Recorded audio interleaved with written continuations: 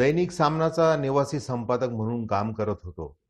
त्याचवेळी 1994 साली HRD problems in language newspapers हा विषय घेऊन डॉक्टर वि. ल. धारूरकर यांच्या मार्गदर्शनाखाली PhD साठी प्रबंध लिहिला.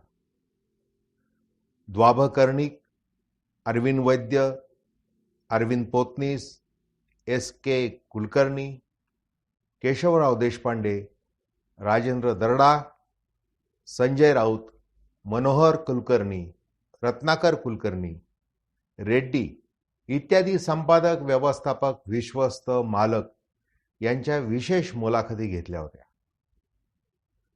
वृत्तपत्र उद्योगात जबाबदारीच्या पदावर कार्यरत असलेल्या ज्येष्ठ व्यक्तीला पत्रकारितेचा धर्म, लिखाण शैली, मनुष्यबळ विकास, तत्व आणि तंत्र, समस्या व उपाय यासंबंधी 25 वर्षांपूर्वी नेमकं काय वाटत होतं हे आजच्या पिढीला नक्कीच ऐकायला आवडेल.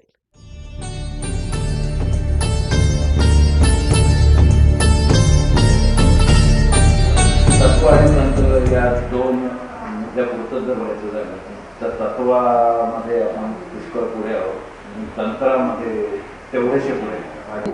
जी व्यवस्थापनाची तंत्र देशामध्ये, पाश्चात्य देशामध्ये म्हणजे औद्योगिकदृष्ट्या पुढारलेल्या देशामध्ये आहे आणि जी तिथून आता आपल्याकडे येत आहे, मग ते अमेरिका असो, इंग्लंड असो, जपान असो, ते कोरिया असो किंवा तैवान असो, तर ती तंत्र आपल्याकडे घेऊन त्याप्रमाणे आपल्या स्टाफला शिकवणं, ट्रेन करणं, त्यांना ते मोटिवेशन देणं. प्रत्येक संस्थेला आपलं एक कल्चर करावं लागतं, प्रत्येक संस्थेला आपलं एक बोधवाक्य ठरवावं लागतं, आपलं एक उद्दिष्ट ठरवावं लागतं आणि त्या उद्दिष्टाप्रत सगळ्यांना नेण्याचं काम हे त्या संस्थेतला जो प्रमुख आहे त्याच्यावर नाही. आमचा विचार काय, कारण कसं आहे की या सगळ्या इंडस्ट्रीमध्ये जर आपल्याला राहायचं असेल, म्हणजे स्पर्धेत जर राहायचं असेल तर या सगळ्या फास्ट टेक्नॉलॉजी जी आहे त्याच्याकडे आपल्याला जावंच लागेल. त्या दृष्टीमधून त्याचं सॉफ्टवेअर वगैरेचा आता आमचा अभ्यास चालू आहे, कोणतं आपण घ्यायचं. संपादक मंडळींशी सुद्धा आमचं बोलणं झालं आहे, अशी तयारी आपल्याला चालू. आणि साधारण ते पण वर्तमान दुनियेतच राहत असतात, त्याच्यामुळं आणि त्यांना सगळ्या जगाची माहिती असते साधारण, त्यांची पण अशी काही मनस्थिती नाही. पण आता बरेच संपादक असे आहेत की त्यांना अजून टायपिंगच येत नाही, कारण त्यांनी त्या दृष्टीने कधी विचारच केला. काही संपादक मात्र आहेत विद्यार्थी जशीपासून त्यांनी टायपिंग वगैरेचं केलं. पण आम्हाला म्हणजे आमचा अनुभव असा आहे की आम्ही सुरुवातीला पेज मेकिंगसाठी काही लोकांना पाठवलं होतं, पण त्यांना अगदी टायपिंगमधलं टफर कळत नाही. अशी महिन्याभरात, 1.5 महिन्यात आरामशीर ते कीबोर्ड ऑपरेट करू शकतात. असं चांगला अनुभव. तीव्रता कमी आहे, परंतु प्रश्न संपले, प्रश्न संपतच नाही, संपणारे नाही.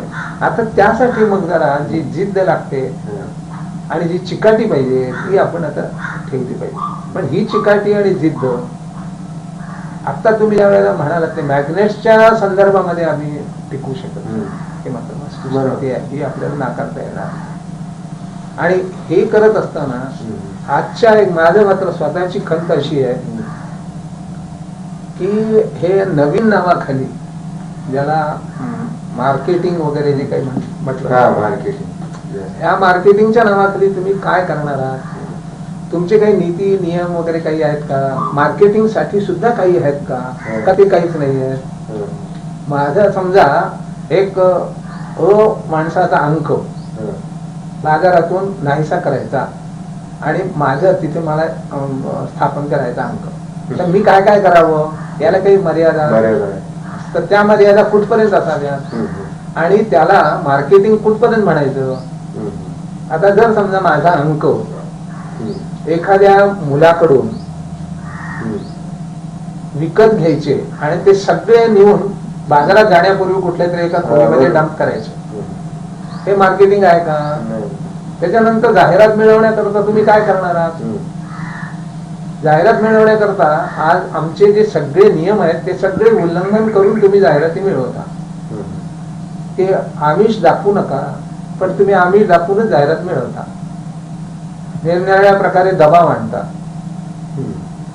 हे काही जाहिरात मिळवण्याचं नाहीये. तुमचं काय कसं बसायला पाहिजे होतं की माझे 5,000 ह्या 5,000 वाचकांच्या पर्यंत अंक जातो, हा 10,000 पर्यंत जातो, तर 10,000 पर्यंत अंक ज्याचा जाईल त्या ठिकाणी मी जाहिरात देईन. बरोबर. तसं नाहीये.